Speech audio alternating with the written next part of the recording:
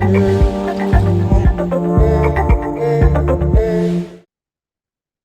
Steve, in our last episode, we discussed values and alignment, and we mentioned how this can affect energy levels. So, have you ever experienced a time where you were just physically and mentally drained, but you found that you had this explosive energy that you could just get stuff done? Yeah, I sure have, Eric. In fact, I've got something which I'd like to share, which really springs to mind right now. But equally, I'm sure our listeners can probably relate to one of their own experiences too. Yeah, I agree. All right, cool. So, more on that in a moment. But first, Hello, I'm Steve. and I'm Eric. And together we are two dads with one mission. Welcome to the 𝗙𝗍𝗵𝗀 podcast. This is the show for dads, all about fatherhood, faith, and freedom, one conversation at a time. All right, so on this episode, we're going to jump right back into how you can be physically and mentally drained, yet have this explosive energy. So, Steve, tell us about your experiences here. Not planned, but really, really fitting, actually, because the experience I've got, for those of you who are watching this podcast on our YouTube channel, for those of you who weren't aware, you can obviously pick up our dads on our YouTube channel. You'll probably notice we have a guest on this week's this week's first episode, guest, which is Vincent here, Vincent George. He's fast asleep in my arms. Let's hope he stays that way. And Vincent's literally 7 weeks old. But the story actually relates to my firstborn. So I've got an older son, big brother to Vincent here, Thomas. Thomas was born 22 years ago. And 22 years ago, we had an incredibly difficult labor, induction, ultimately ending up in an emergency C-section at the time. And the duration of that was probably over a minimum of probably 72 somewhere between 72, maybe 84, 96 hours. It was like, 3, 4, 5 days. And it was probably the most incredibly stressful, draining, sleep deprivation, exhausting time. You just never get a mental break. You don't know. And there's so much going on. It's an incredibly draining and stressful. However, at the time, I was also self-studying for those of our listeners who may work in and out or be familiar with the IT industry. Back in the day when I was at the peak of my IT career, I was sitting certification exams for Microsoft, Compaq, Novell, certifications where in order to be a certified, for example, let's take Microsoft, in order to be a certified Microsoft systems engineer, there was about 8 to 10 modules and exams that you needed to pass. And I was self-studying for those in my own time. And the reason why I bring this to you is obviously during that period, I was sat by the bedside with obviously the labor process going on, studying, reading books and doing test questions. And literally Tom was born.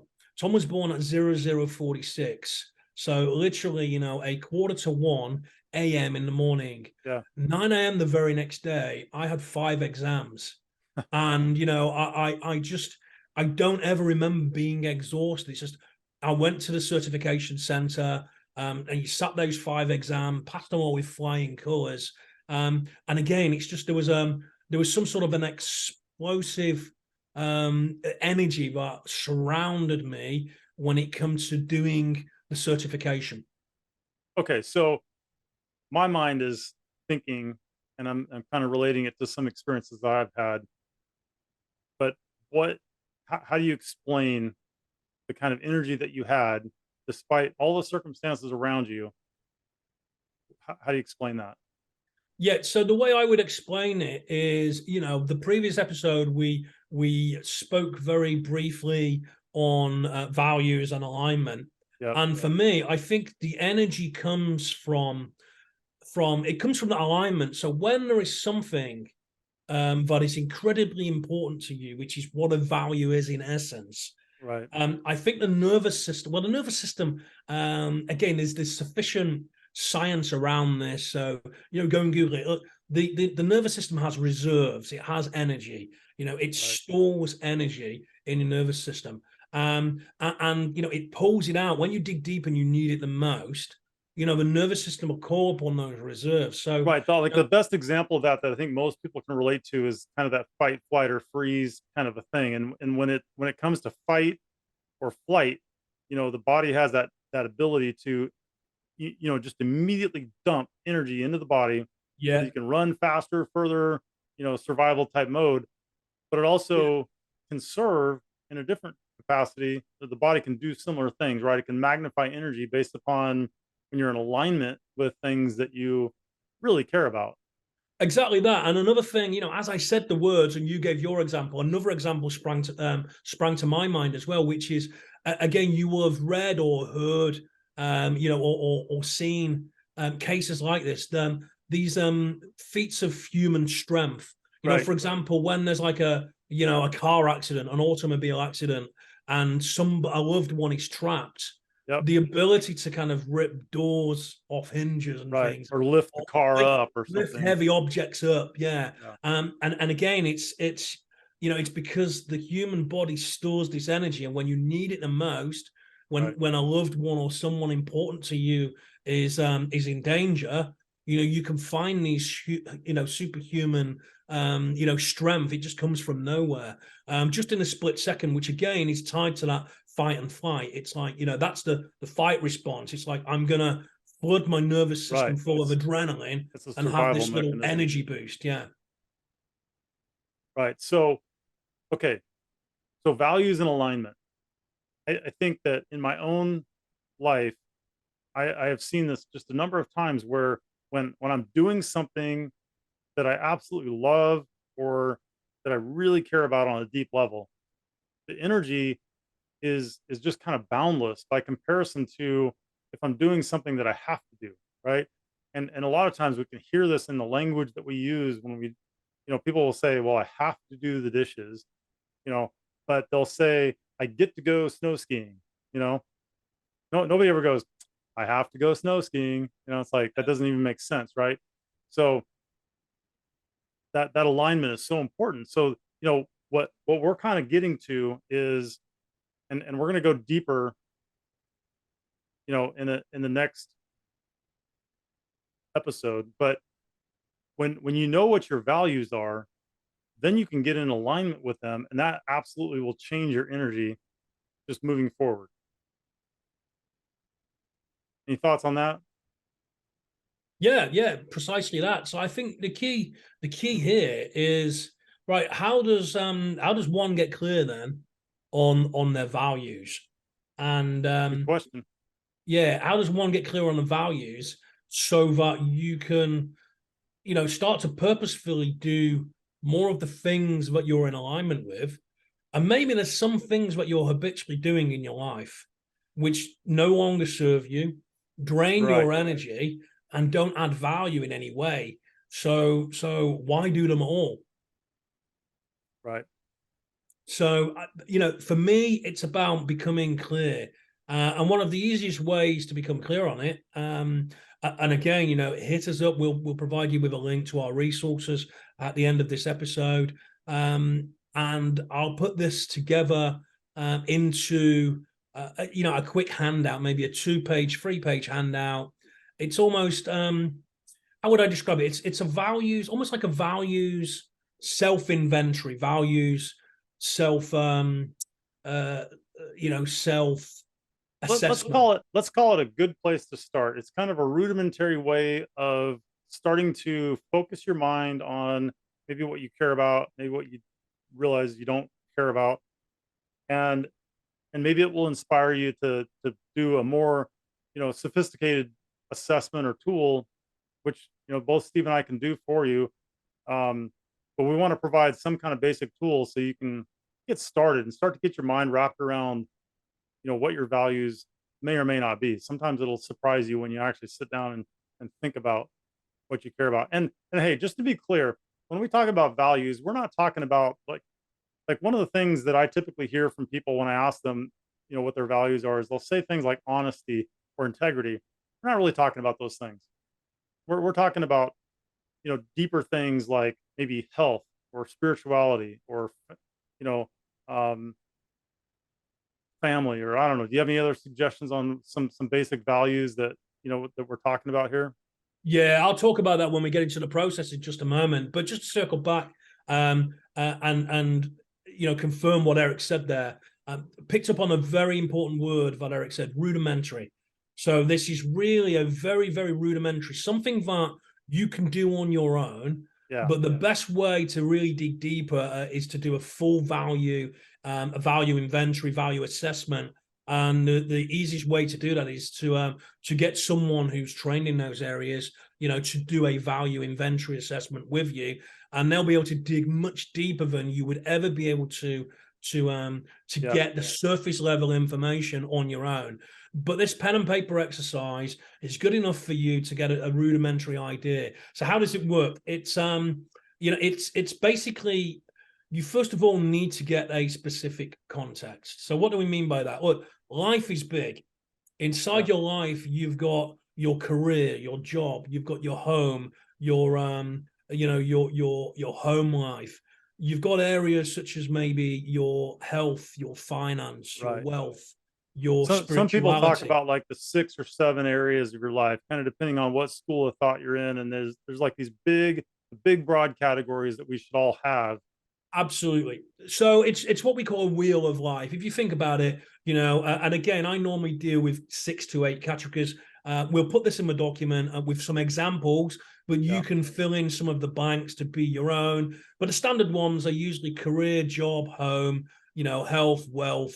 So those are the main categories. So we need to pick a specific context. So first of all, out of all of these categories, which area do I want to look at? Why is that important? It's important because you will have different values in different contexts. So for example, your values around your job and work will be completely different than your values around your own health.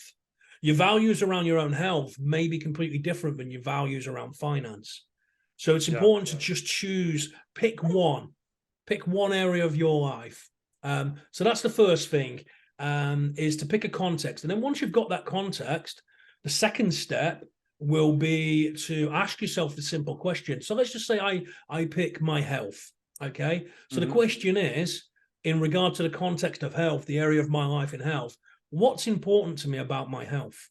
And as I ask myself that question, what's important to me about my health, just take whatever comes up. There's no need to evaluate it. Just whatever comes up, write those words down. What's important to me about my health? Write it down. Usually the first thing that comes to your mind is really what it is. And what I have to caution my clients with is, if you start overthinking it, then what happens is you get into like a projection state where you're thinking about what you'd like to have in your life, and you're not really documenting what it is right now. And I think one of the biggest, I don't know if I want to use the word values, but one of the biggest benefits of doing a values assessment is you get a clear picture on where you are now. And then if there's something you don't like, well, that's just the opportunity to change. You can change your values. That's really the whole point. Yeah. And so, if you have a person that, maybe take an adult male that's still valuing video games, and if that's not serving him, maybe it is serving him. Maybe he writes code and he wants to have a career as writing video game code or something. But if it's not serving him, then that's an opportunity to kind of look at his life and why he's valuing that, and maybe what he could value instead. So just kind of a rough example, but the point is, if you get into projection, then you kind of lose the effectiveness of why you would want to assess your values in the first place. Yeah, so it's exactly that. Just take the first thing that comes up. Don't evaluate it. And, you may even question, what do I mean by that? Just write it down. So what's important to me about my health? Write it down. What else? What else? What else? And you'll end up with a list. And then the third phase, the third part, the third step of this exercise, Dennis, once you have all of these words, these things that are important to you about that specific area of your life, is now look at them. And as you look at them, put them in like an order. So out of all of those words, you might have 15 words written down.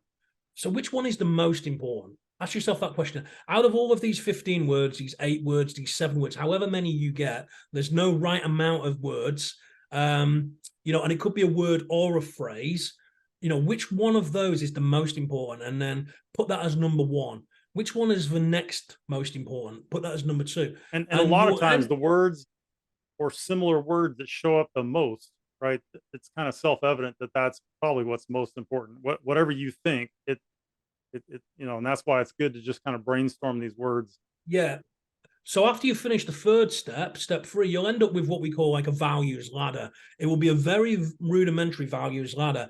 The numbers at the top of the list, 1, 2, 3, 4, 5, being the most important, and things at the bottom being the least important. And then that will give you that very rudimentary idea about kind of your values around the area of your life. Yeah. And for example, you know, let's just say this was your values in what's important to you about your career, what's important to you about job, and you've never made much money in a job or a career, and you're really struggling to make a lot of money, and you do the values, you know, the self-assessment there, and you find that you've got, you know, 15 values, and making money is number 14 on the list.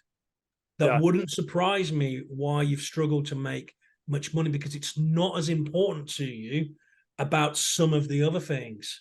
And some of the other things may be really important, like, you know, like contribution, you know, giving back, working as a team. Well, that's great, but you're only going to make money if you get paid to contribute, work as a team. Right. So, you know, that's where I would advise, you know, for those of you that are struggling to make money, or have had basically a, you know, a bad relationship with making money, it's highly likely that making money, you know, and earning a living is probably lower down on your value ladder. Yeah. So that's the quick exercise, Eric. Okay. There, you know, people can pause this, rewind. Yeah. Those questions are there. You know, if you just want to do the exercise off the bat. But hey, if you would like a handout, then you know, reach out to us and we'll happily send you a 2 3-page document, which we'll put together. So by the time you're listening to this, that document will be ready for you to have sent to you. Perfect. So, you know, I think, you know, just to kind of put a bow tie on this episode, what we're really saying, what Steve and I really believe, is that when you know what your values are, you can get an alignment, and then you'll have higher energy. And I think in today's world, you know, so many people are kind of in an energy deficit. People seem like, I do this one assessment in my business, and it's completely different. I'm not even going to mention what it is, but the most common answer that people provide with one of the questions is that they're stressed and overwhelmed. And that directly ties into energy, right? So I know that energy is a big issue for people. But when you're internally motivated because you know your values and you're in alignment with those, then energy becomes a non-issue. So that's really the point of this episode, is to help you understand that energy, you can have all the energy you want, and there's actually a process that you can utilize to get there. So yeah. Any parting thoughts?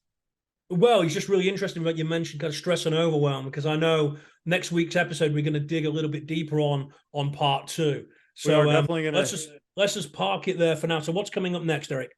Yeah, so next week we're going to get into, it's just basically change your energy, change your life, part 2, and we're going to dig deeper on this subject. So that's really it. And you know, if you want to reach out to us, yeah, best place to find us, as always, is our website. So if you just go to allieddads.com, you'll find all of the links to the resources and how to contact us there too. Leaves me just to say the usual closing, you know, please go find and subscribe to us on your favorite streaming channels. Yep, absolutely. And I just want to say a big shout out to Vincent for his energy level during our podcast. Yeah, he's held it together. He's just about ready for his next feed, I think, but he's done tremendously. So it's goodbye from me and goodbye from Vincent. All right, take care, guys.